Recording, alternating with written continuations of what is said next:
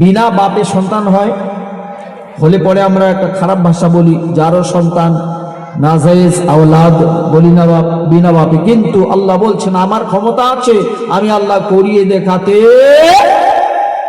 একটু কথা বলেন বন্ধু আমার, আল্লাহু রাব্বুল আলামিন এই পৃথিবীর জমিনে এমন একজন বান্দা যার নাম হল হযরতে ইমরান আলাইহিস সালাম। কোরআন কারীমের তাফসীর, যার বিবি যিনি বিয়ে করেছেন তার স্ত্রীর নাম হলো হযরতে হান্না আলাইহাস সালাম। এই স্বামী স্ত্রী দীর্ঘদিন বৃদ্ধ হয়ে যাচ্ছে, বাচ্চা নেই, সন্তান নাই। আল্লাহর দরবারে মান্নত করলো। মুসলমান, আল্লাহর ক্ষমতা এই মুহূর্তের মধ্যে এই জায়গাটা ভূমিকম্প করে দিতে পারে। ইজা সুলসিলাতিল আরদু সিলসালাহা, পারে কি না বাপ? বন্ধু আমার, ওই আল্লাহর ক্ষমতা কিরকম যে আল্লাহু রাব্বুল আলামিন বৃদ্ধ বয়সে হযরত ইমরান আলাইহিস সালাম স্বামী স্ত্রীকে আলোচনা করছেন, বলছেন ও স্বামী, আমরা বুড়ো বুড়ি হয়ে যাচ্ছি, মেয়ে নাই ছেলে নাই, চলো একটা মান্নত করি। আল্লাহর দরবারে মান্নত করলো। রব্বুল আলামিন, ইয়া আকরামাল আকরামিন আল্লাহ, মাবুদ একটা সন্তান দিয়ে দাও, যেন ওই সন্তানটা কামাই খাবো না, ওই সন্তানটার টাকা পয়সা লাগবে না। মাবুদ, ওই সন্তানটা যদি হয়ে যায়, সন্তানটাকে মসজিদে আকসার খাদিম বানিয়ে দেব। যেরকম বাবুটা ওয়াজ করলো যে আব্দুল কাদের জিলানী রাহমাতুল্লাহ আলাইহির জীবনের থেকে সন্তানকে, যখন আমিও ছেলেকে মাদ্রাসায় পড়িয়েছি, দীর্ঘ 12-14 বছর 16 বছর বাইরে থাকলো আমার সন্তান, কত কষ্ট হয় বাপ মার হৃদয়ে, কিন্তু পরকালকে চিন্তা করে এটা করাতে হয়, ঠিক না বাপ? বেরাদারানে মিল্লাত ইসলামিয়া মান্নত করল, যদি একটা সন্তান হয়ে যায় মসজিদের খাদিম বানিয়ে দেব। আল্লাহ রাব্বুল আলামিন যখন কোন মানুষ ভালো উদ্দেশ্যে আল্লাহর কাছে চায়, অবশ্যই আল্লাহ বলছেন ফাযকুরুনি আযকুরকুম, তোমরা আমাকে স্মরণ করো, নিশ্চয় আমি আল্লাহ তোমাদের স্মরণ করব। আল্লাহকে স্মরণ করলে অবশ্যই আল্লাহ স্মরণ করবে, সারা দিবি। আল্লাহর কাছে মান্নত করলেন, আল্লাহ একটা সন্তান দাও, তার কামাই খাবো না, মসজিদে আকসায় দান করে দেব, খাদিম বানিয়ে দেব। ভালো উদ্দেশ্য, নেক উদ্দেশ্য, মহান রব্বুল আলামিন তার দুআ কবুল করে নিলেন। একটা সন্তান তার গর্ভে এসে গেল, বাচ্চা যখন প্রসব হয়ে গেল, বাচ্চা প্রসব হবার পরে তিনি দেখছেন ওটা পুত্র সন্তান নয়, বরং কন্যা সন্তান পয়দা হয়েছে।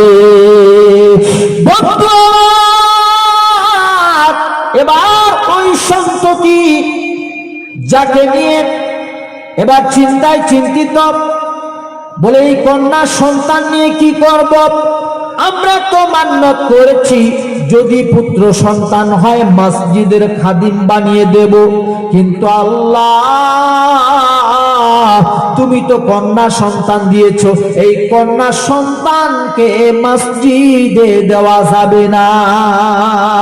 আল্লাহ বলছেন, ওই বিড়াল শোনে নাও, চিন্তা করো না ও হান্না বিবি, তুমি শোনো, চিন্তা করো না, টেনশন করো না, তোমার গর্ভের থেকে যে কন্যাটাকে আমি আল্লাহ পাঠিয়েছি, এই কন্যাটা কোনো সাধারণ কন্যা নয়, সাধারণ কন্যা নয়। তোমরা স্বামী স্ত্রী অতি ভাগ্যবান যে তোমাদের গর্ভে যে সন্ততি জন্ম নিয়েছে, যার নাম তোমরা রাখবে, আল্লাহর নাম বলে দিলেন, যার নাম তোমরা রাখবে হযরতে মারিয়াম আলাইহাস সালাম। জোরে বলুন, কিরকম মহিলা! কিরকম মহিলা? যে মহিলার নাম কোরআন কারিমে বলছে মারিয়াম রাখবে, নাম রাখা হলো। নাম রাখার পরে বন্ধু আমার, এবার স্বামী স্ত্রী চিন্তা করছেন, যেহেতু মান্নাত করেছি বাড়িতে রাখা যাবে না, বরং একে নিয়ে মসজিদে চলে যাই। ওই ছোট্ট সন্তানটাকে নিয়ে মসজিদে যাওয়া হলো। মসজিদে যাবার পরে যে সন্তানটার আল্লাহ নিজে ইনাম রাখতে পারেন, যে সন্তানকে আল্লাহ ভাগ্যবতী বলতে পারেন, যার কথা কোরআন কারিমে এসেছে, ওই সন্তানটা কিরকম সুন্দর হবে বন্ধু আমার। মসজিদে আকসার সামনে সবাই ভিড় জমে গেল। সবাই একে বলছে আমি সন্তানটা নেব, আরেকজন বলছে আমি নেব। হসপিটালে যাদের সন্তান নেই সন্তানের জন্য পাগল হয়ে যায় যে স্যার একটা যদি বাচ্চা পান আমাকে দেবেন, বলে না অনেকে, বলে কিনা? পৃথিবীর জমিনে যদি এমনটা হতে পারে আব্বা, ওই সন্তান মারিয়াম আলাইহিস সালাম একে নিয়ে যখন এইভাবে গেছেন, সবাই বলছে আমি নেব, আরেকজন বলছে আমি নেব, খুব ঘোড়া পাড়ায় লেগে গেল। বিরাদরান মিল্লাত ইসলামিয়া, ফয়সালা দিচ্ছেন আল্লাহ, ফয়সালা দিচ্ছেন আল্লাহ। আল্লাহ বলছেন ওই ইমরান শোনো শোনো,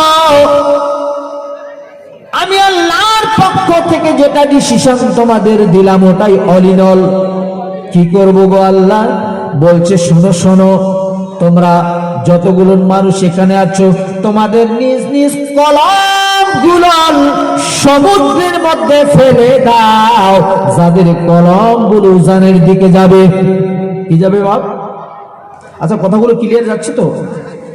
কলম কলম পেন, কলম কলম, তোমাদের কলমগুলো নিজ নিজ কোরআন কারিমের তাফসীর, দুনিয়ার গল্প নয় বাবা। এই যে কলমগুলো তোমরা সমুদ্রে ফেলে দাও, নদীতে ফেলে দাও। আচ্ছা বলুন, আমাদের এই এলাকার মধ্যে ছোট্ট ছোট্ট যে শতাগুলো হয়, শতা বলি কেউ, কোন জায়গায় বলে জামতই, কোন জায়গায় নদী, দিঘি, পুকুর ইত্যাদি ইত্যাদি। পুকুর তারা স্রোত হয় না, নদীগুলো ছোট হোক বড় হোক স্রোত হয়। তো স্রোতটা তো ভাটির দিকে যায়, যায় না বাপ? কলম যদি আমি ছেড়ে দিই ভাটির দিকে যাবে আবিষ্কার নাকি? তো বিরাদরান মিল্লাত ইসলামিয়া, কিন্তু আল্লাহর ফয়সালা, আল্লাহ বলছেন ও জনগণেরা, ও আমার বান্দারা, তোমরা শুনে নাও, কলমগুলো তোমরা সমুদ্রে ফেলে দাও। যাদের কলমগুলো উজানের দিকে ভেসে যাবে তারাই মারিয়ামের দায়িত্ব পেয়ে যাবে। সবাই পাবে না। যাদের কলমটা, যার কলমটা উজানের দিকে ভাসবে, তার মানে কি ওটা আল্লাহর ফয়সালা। মুসলমান আব্বা, পৃথিবীর জমিনে লটারি কাটা হারাম। আল্লাহ বলছেন ইয়া আইয়ুহাল্লাযীনা আমানু ইন্নামাল খামরু ওয়াল মাইসির ওয়াল আনসাবু ওয়াল আসলামু রিজসুম মিন আমালিশ শাইতান। আল্লাহ কোরআনে ঈমানদারদের ডাক দিয়ে বলছেন, যাদের ঈমান নাই কোনো সমস্যা নেই, তোমরা যা করবে করো, কিন্তু যারা ঈমান এনেছে, লা ইলাহা হারফি পাপম ইল্লা ইলাহা পরমপদম, জন্ম বৈকুণ্ঠ পর অপিনুতিত জপিনাম মুহাম্মাদাম, লা ইলাহা ইল্লাল্লাহু মুহাম্মাদুর রাসূলুল্লাহ, there is no god but Allah, Muhammad is the messenger of Allah, Allah ছাড়া দ্বিতীয় কোনো ইবাদতের লায়ক নেই। হযরত মুহাম্মদুর রাসূলুল্লাহ সাল্লাল্লাহু আলাইহি ওয়াসাল্লাম আল্লাহর প্রেরিত রাসূল। জোরে বলুন সুবহানাল্লাহ। এটা পড়ার পরে পরিপূর্ণ ঈমানের রাস্তা যখন আপনি এসেছেন, ঈমানদারকে আল্লাহ ডাক দিয়ে বলছেন, তোমরা যখন ঈমান এনেছো, ঈমান আনার পরে তোমাদের জন্য লটারি কাটা হলো হারাম। ঈমান এনেছো, তোমাদের জন্য তাস খেলাটা হারাম। ঈমান এনেছো, তোমাদের জন্য ঘটিয়াটা হারাম। ঈমান এনেছো, তোমাদের জন্য হাত দেখানোটা হারাম। আমার লাকিরটা দেখুন, একটু রেখাটা দেখুন, ঠিক আছে বাপ? এগুলো দেখাটা, হ্যাঁ আপনারা মৌলবীকে দেখাতে পারেন, হুজুর একটু দেখুন তো, উনি নারীটা দেখবে চমকেছেন নাকি, ওটা ভিন্ন বিষয়, কিন্তু হাত দেখছেন তোমার ভাগ্যে, এইটা চলবে না, এটা হারাম। তারপরে পরে মুসলমান আব্বা আল্লাহর কোরআনে আল্লাহ বলছেন লা ইকরাহা ফিদ্দিন, ধর্ম নিয়ে কোনো জবরদস্তি নাই। লাকুম দীনুকুম ওয়ালিয়া দিন, তাদের ধর্ম তারা করবে, তোমাদের ধর্ম তোমরা করবে। তাদের জন্য মূর্তি পূজা করে, আমাদের জন্য মূর্তি পূজা করা হারাম। এটা আল্লাহর ফয়সালা। মুসলমান তো পৃথিবীর লটারি কাটা হারাম, এটাও আমার আল্লাহর ফয়সালা। আবার এখানে মারিয়ামের সম্পর্কে আল্লাহ বলছেন তোমরা একটা লটারি করো, এই লটারিটা হলো নিজ নিজ কলমগুলো সমুদ্রে ফেলে দাও। ফেলে দেওয়া হলো, টপ টপ করে সবাই সমুদ্রে কলমগুলো ফেলে দিল। এবার কি দেখা গেল, সকলের কলম ভেসে যাচ্ছে ভাটির দিকে, একটি কলম উজানের দিকে চলছে, যে কলমটা ছিল হযরতে জাকারিয়া আলাইহিস সালামের। জোরে বলুন সুবহান। যে জাকারিয়া আলাইহিস সালাম মারিয়াম আলাইহিস সালামের খালু সম্পর্কে, এই খালু যার ভাগ্নের লালন পালনের দায়িত্ব পেয়ে গেল, কারণ এটা হল আল্লাহর ফয়সালা, এখানে কোনো দ্বিমত হতে পারে না। ব্রাদার মিল্লাত ইসলামিয়া, এবার হযরতে আপনার জাকারিয়া আলাইহিস সালাম ওই মেয়েটিকে বাড়ি নিয়ে আসলেন। বাড়ি নিয়ে আসার পরে তার লালন পালন করছেন, খানা পিনা বস্ত্র দিয়ে যা কিছু করার প্রয়োজন করতে করতে বন্ধু, এবার ওই সন্ততি যখন একটু একটু করে টুকটুক টুকটুক করে বড় হয়ে গেল, এবার শরীয়ত, আপনার শরীয়তের কানুন, শরীয়তের আইন লাগু হয়ে গেল। জাকারিয়া আলাইহিস সালাম চিন্তা করলেন, মুসলমান আব্বা বর্তমান জেনারেশনে বাপের সামনে কন্যা সন্তান হাফ প্যান্ট পরে ঘুরে বেড়াচ্ছে, ঠিক না বাবা, ঠিক কিনা? শরীয়ত দেখুন, হযরত জাকারিয়া আলাইহিস সালাম তিনি বলছেন না না, এমনটা করা যাবে না। মারিয়াম আমার ভাগ্নি হতে পারে, একটু বড় হয়ে গেল, এ তো যুবতী হয়ে যাচ্ছে, এক ঘরে আর থাকা যাবে না, থাকা যাবে না। এতদিন তো জাকারিয়া পয়গম্বরের স্ত্রী, তার মানে মারিয়াম আলাইহিস সালামের তিনি খালা আম্মা, তার সঙ্গে শুতেন, কিন্তু এক ঘরে পার্টিশন নেই, কোনো ওয়াল নেই, এক ঘরে খোলা ময়দানে এভাবে থাকা যাবে না। যার কারণে হযরতে আপনার হচ্ছে জাকারিয়া পয়গম্বর মসজিদে আকসা, যে মসজিদে আকসাতে আল্লাহ রাসূল সাল্লাল্লাহু আলাইহি ওয়াসাল্লাম বনি ইসরাইল, পবিত্র কোরআন কারীমের সূরা 15 পারা সূরা বনি ইসরাইলের প্রথম অংশে আল্লাহ বলছেন সুবহানাল্লাযী আসরা বিআবদিহি লাইলান মিনাল মসজিদিল হারাম মিনাল মসজিদিল হারাম মিনাল মসজিদুল আকসা, মসজিদে হারাম থেকে মসজিদে আকসা পর্যন্ত মহান সেই সত্তা, যে সত্তা আমার পয়গম্বর নবী করিম সাল্লাল্লাহু আলাইহি ওয়াসাল্লামকে ভ্রমণ করিয়েছিলেন, ওটা ভিন্ন বিষয় অন্যদিকে। তো সেই মসজিদে আকসার মধ্যে পাশে একটা কামরা তৈরি করা হলো, একটা রুম, যেটাকে আমরা বলছি, ঠিক আছে, একটা রুম তৈরি করা হলো, ওখানে মারিয়াম আলাইহিস সালামকে রাখা হলো। তিনি থাকছেন, খালুজান প্রত্যেক টাইমলি খানা পৌঁছে দেন, পানি পৌঁছে দেন, যেটা প্রয়োজন, নিত্য প্রয়োজন সেটা পৌঁছিয়ে দেন। বন্ধু আমার, এভাবে করে মারিয়াম আলাইহিস সালাম মসজিদে আকসার পাশে জীবন যাপন করতে লাগলেন। খালুজান খানা পৌঁছিয়ে দিতেন। হঠাৎ করে একদিন আমাদের কাজকর্মের মধ্যে অনেক জিনিস অনেক সময় ভুলে যাই। গত বছর একলা ফাল্গুন শিলিগুড়িতে জলসা করতে গিয়ে 1600 টাকা দামের একটা চশমা হারিয়ে ফেললাম। কেন টেনশন, ঠিক না? এই বছর বন্ধু আমার দিন 15 দিন মাসখানেক আগের একটা ঘটনা, ফালাকাটার জামিনে একটা জলসায় গেলাম, 2 দিন আগে একটা চশমা তৈরি করলাম 1600 টাকা, ওটাও ওখানে রেখে চলে আসলাম। টেনশন। এবারে কথা, আমার কথা বলছি জীবনে, হ্যাঁ, এই টেনশনে অনেক সময় ভুলে যাই না আমরা বাপ। তদরূপ হযরত জাকারিয়া নবী কোন কারণে ভুলে গেছেন যে ভাগ্নিকে খানা পৌঁছাতে হবে। তিনি ভুলে গেছেন। আমার আল্লাহ বলছেন ওয়াল্লাহু আলা কুল্লি শাইইন কাদির, সবচেয়ে বড় ক্ষমতার মালিক আমি আল্লাহ, আমি কাউকে খোদা রাখি না, আমি আল্লাহু রাব্বুল আলামিন। বলছি তোমরা শুনো, লা তাকনাতু মির রাহমাতিল্লাহ, আমার রহমত থেকে কেউ বঞ্চিত নয়। তাহলে খানা থেকে কেন বঞ্চিত থাকবে? মারিয়াম আলাইহিস সালামকে আপনার হচ্ছে জাকারিয়া পয়গম্বর খানা দিতে ভুলে গেছেন, কিন্তু আমার আল্লাহ জান্নাতি ফেরেশতাদের বলছেন, ও ফেরেশতারা তোমরা যাও যাও গো যাও, আমার মারিয়াম আমার মেহবুব বান্দি, যিনি আমি আল্লাহর প্রেমিক, আমার মারিয়াম আলাইহিস সালামের জন্য জান্নাত থেকে মেওয়া নিয়ে চলে যাও। জান্নাত থেকে প্রত্যেক দিন এভরি টাইম খানা আসতে শুরু হলো।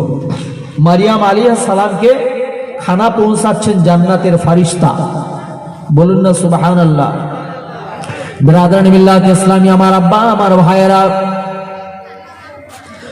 হঠাৎ করে জাকারিয়া পয়গম্বর তিনার মনে পড়ে গেল, আরে আমার ভাগ্নিকে তো খানা দেই নাই। এবার তিনি খুব দ্রুত বেগে তাড়াহুড়ো করে ছুটেছেন মারিয়াম আলাইহিস সালামের ওই ঘরের মধ্যে, যে আমার ভাগ্নিকে তো খাওয়া দেইনি, খানা পৌঁছাতে হবে। তাড়াহুড়ো করে এসে দেখছেন বাইরে থেকে তালা মারা, বাইরে তিনি তালা বন্ধ করে চলে গেছেন। এবার আওয়াজ দিয়েছেন আসসালামু আলাইকুম, কারণ মুসলমান আব্বা যখন কারোর ঘরে আমরা পৌঁছাবো সর্বপ্রথম যেন সালাম করি। এই সালাম আদান প্রদান আল্লাহ রাসূল সাল্লাল্লাহু আলাইহি ওয়াসাল্লাম কোন সময় গাছের আড়ালে লুকিয়ে থাকতেন, কোন সময় ঘরের কোণে লুকিয়ে থাকতেন। যখন কোন বাচ্চাগুলো হেঁটে যেত ওই বাচ্চার সামনে এসে বলতেন আসসালামু আলাইকুম। নবী লুকিয়ে থাকতেন, বাচ্চাগুলোকে আগে সালাম দিতেন। আমি মাওলানা মাকসুদুল অপেক্ষায় থাকি কখন আমাকে মানুষ সালাম দেবে, ঠিক না? ঠিক কিনা? কিন্তু নবী পাক সেটা নয়, নবী পাক অপেক্ষায় থাকতেন যে আমি কাকে আগে সালাম দিতে পারবো। বন্ধু আমার, এই সালামটা কেন আদান প্রদান করতে হয়? সালাম আদান প্রদানের মাধ্যমে একজন অন্যের সঙ্গে একটা প্রেম প্রীতি ভালোবাসা পয়দা হয়। শুধু তাই নয়, peace be upon you, the mercy of Allah and his blessing, আপনার উপরে আল্লাহর শান্তি এবং রহমত বর্ষিত হোক। এই হলো একটা দোয়া, এর নাম সালাম। জোরে বলুন। জাকারিয়া পয়গম্বর ভাগ্নির দরজার সামনে এসে সালাম পেশ করেছেন। এবার তালা খুলবার পরে অনুমতি চেয়েছেন। অনুমতি ক্রমে হযরতে জাকারিয়া পয়গম্বর যখন ভেতরে এসেছেন, ভেতরে যাবার পরে তিনি দেখছেন যে অনেকগুলো ফলমূল পড়ে আছে। জাকারিয়া পয়গম্বর একটু রাগ হয়ে গেলেন। জাকারিয়া পয়গম্বর আবার একটু চিন্তায় চিন্তিত, বাইরের থেকে আমি তালা মেরে দিয়ে গেছি, কিন্তু খানা আসলো, তো খানাটা দিল কে? খানা এসেছে, খানা দিল কে? আমি তো তালা বন্ধ করে দিয়ে গেছি।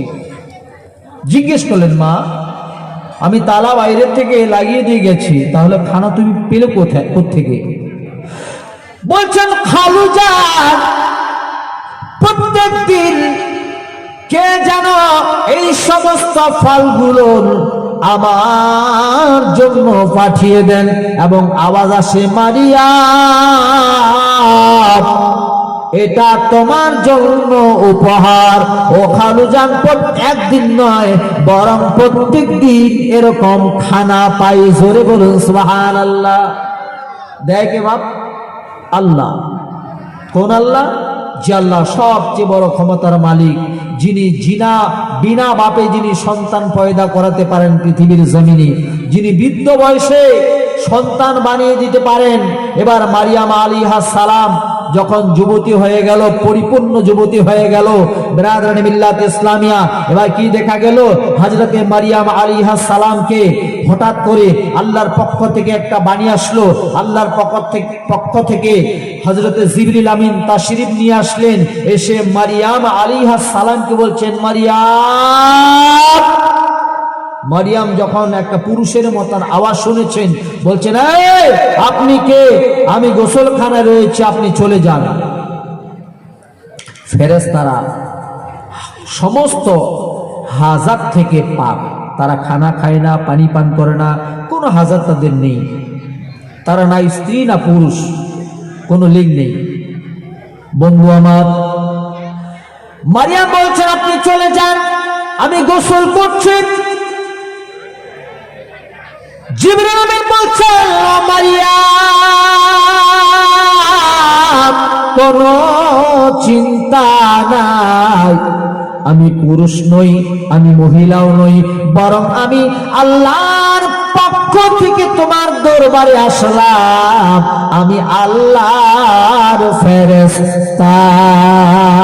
বলে কেন এসেছেন? বলে একটা সুসংবাদ নিয়ে এসেছি। কি সুসংবাদ? বলছেন আল্লাহ তোমার জন্য রে মারিয়াম, তোমার উপরে আমার আল্লাহ সন্তুষ্ট। জোরে বলুন সুবহানাল্লাহ। তোমার উপরে আল্লাহ সন্তুষ্ট।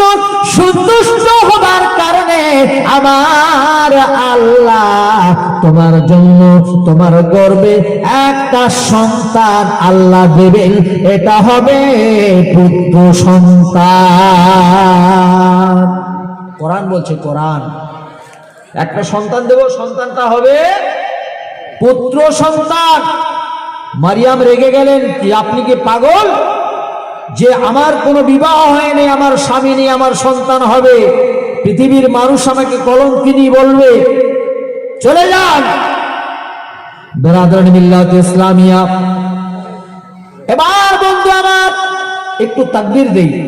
নারে তাকবীর, নারে তাকবীর, নারে রিসালাত, নারে রিসালাত।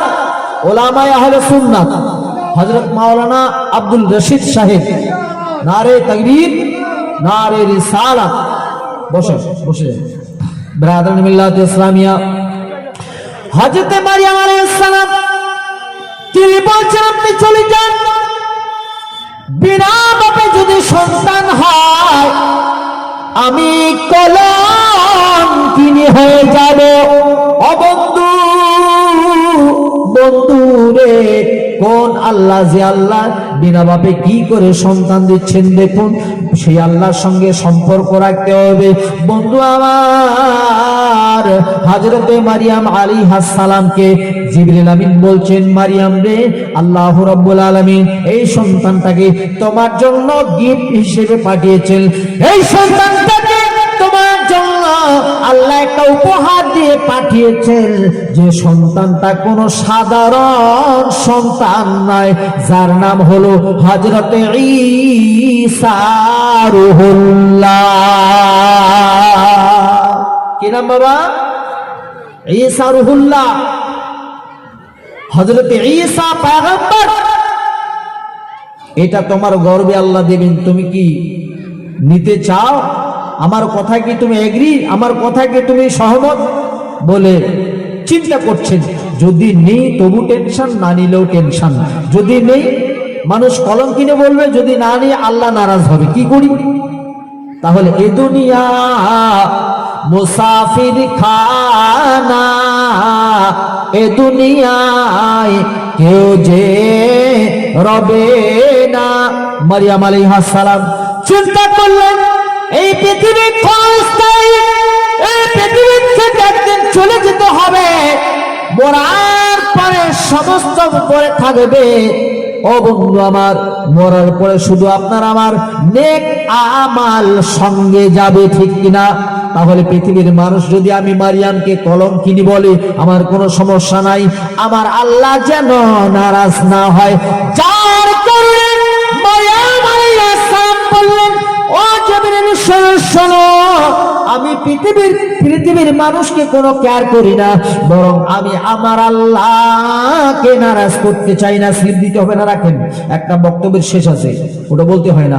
ব্রাদার মিল্লাত ইসলামিয়া, পৃথিবীর হযরতে মারিয়াম আলাইহিস সালাম বলছেন পৃথিবীর মানুষকে আমি কোনো কেয়ার করি না, আমি মহান আল্লাহকে রাজি রাখতে চাই। যার কারণে রে ও জিবরিল, আমি আল্লাহর পক্ষ থেকে ওই গিফটটা নিতে চাই। সংক্ষেপ আকারে শেষ না করলে উল্টো পাল্টা হয়ে যাবে। আমরা জলসার মধ্যে অনেক ভুল করি, অনেক দেরিতে শুরু করি, আর বক্তব্য সভাপতি সে হবে যে বক্তব্যের মূল উদ্দেশ্য বুঝতে পারবে, কোন জায়গায় গেলে মানুষটা হেদায়েত হবে। কোন জায়গায় বক্তব্য চলছিল ইয়া আইয়ুহাল্লাযীনা আমানু, হে ঈমানদারেরা, এরপরে লা তাকরাবুস সালাহ, তোমরা নামাজের নিকটে যেও না, ওয়া আনতুম সুকারা যে আছে এটা শুনলো না।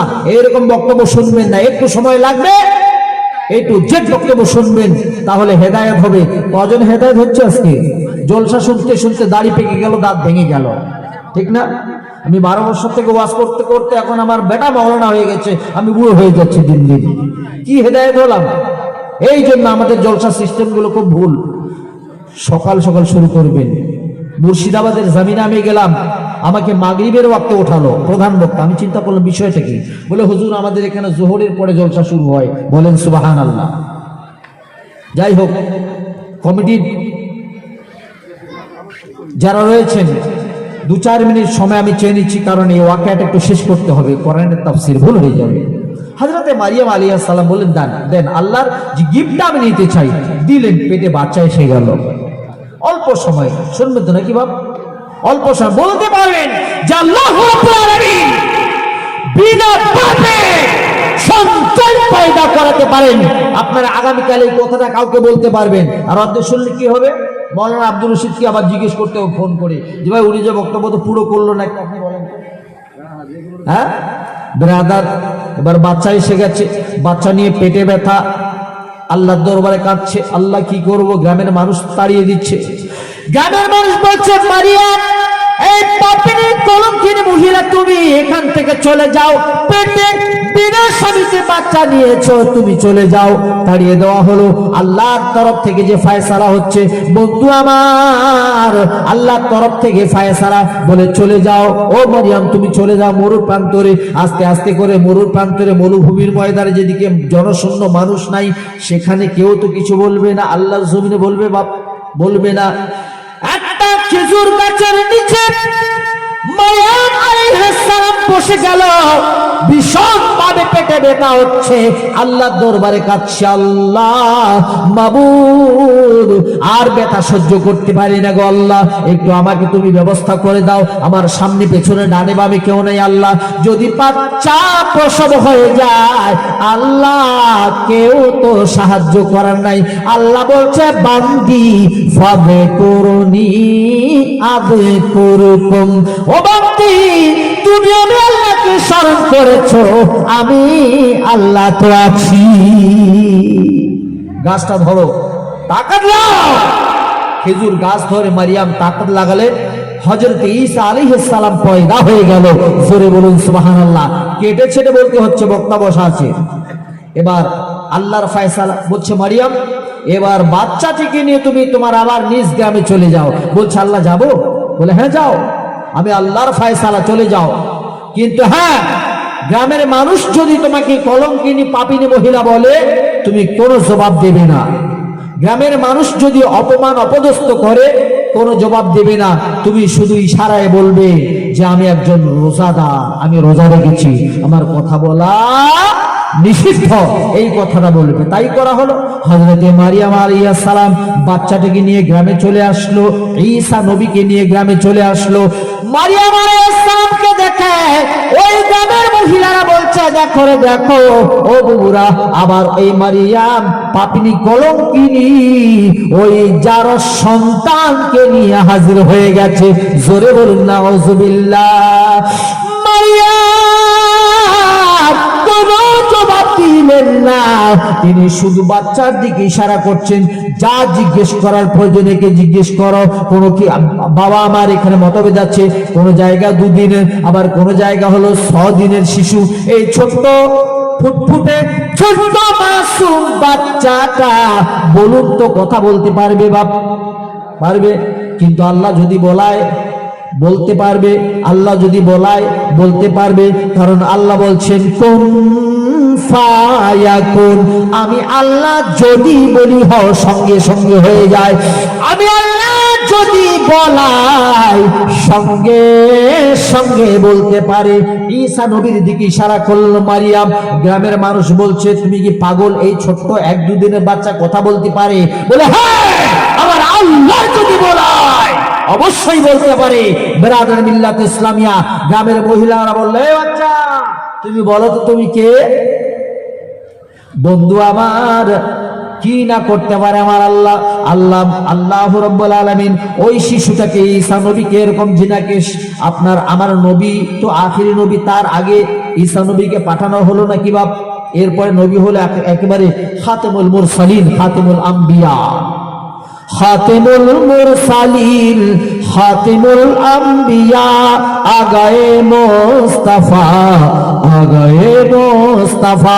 বন্ধু আমার, হযরত মারইয়াম আলাইহিস সালামের সন্তান ঈসা নবী বলছেন ও গ্রামের মহিলারা শুনে নাও, তোমরা শোনো শোনো শোনো, এই যে আমি বাচ্চা ঈসা নবী, আমি পৃথিবীর কোনো সাধারণ মানুষ নই, বরং আমি আল্লাহর পক্ষ থেকে আল্লাহর হুকুমে এসেছি। আমার নাম হলো ঈসা রূহুল্লাহ। বোঝা গেল বাবা? ওয়াজ করতে পারলাম না, শুধু কাহিনীটা কোরআনের কাহিনী, কোরআনের কাহিনী, দুনিয়ার কাহিনী নয়। শুধু কাহিনীটা সমাপ্তি ঘটানোর জন্য কমিটিকে একটু ডিস্টার্ব দিলাম। আমার সংক্ষিপ্ত বক্তব্য খুব তাড়াহুড়ো করে করেছি। বক্তব্যে মিনিমাম 1 থেকে 1.5 ঘন্টা 2 ঘন্টার প্রয়োজন হয়। অল্প সময় দিলে বক্তার ইমেজ নষ্ট হয়, বক্তার একটা বদনাম হয়, ওয়াজ ঠিক হয় না। যত বড় বাঙ্গিপাটা বক্তা, জীবন অনেক মুফতি মুহাদ্দিস মুফাসসিরের সঙ্গে ওয়াজ করেছি আমি, ঠিক আছে? তাড়াহুড়ো কথা যখন বলবেন কথার মধ্যে অনেক ভুলও হয়ে যায়। এই জন্য তাড়াহুড়ো কাজ হলো শয়তানের কাজ। এটাই না হয় আমি আজকে করলাম, বলার মাধ্যমে ত্রুটি বিচ্ছুতি আপনাদের সকলের কাছে ক্ষমা প্রার্থী।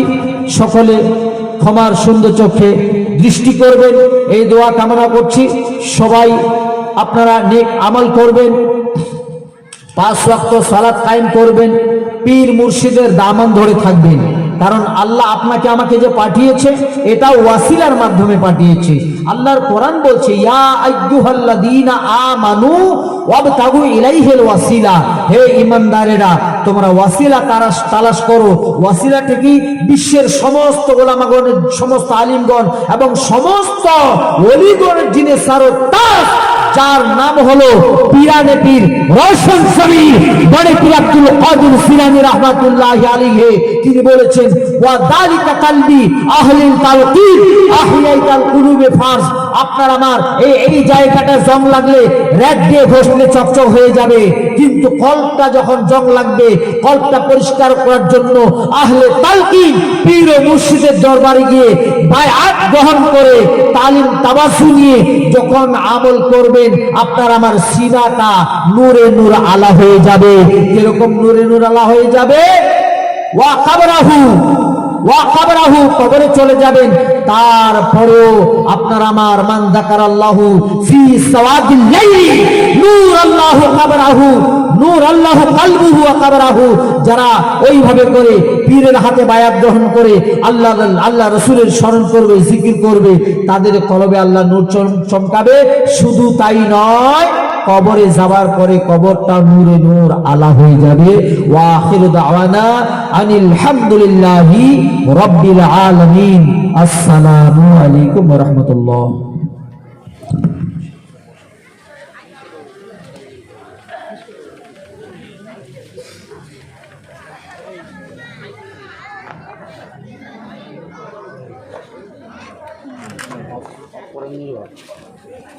Hello.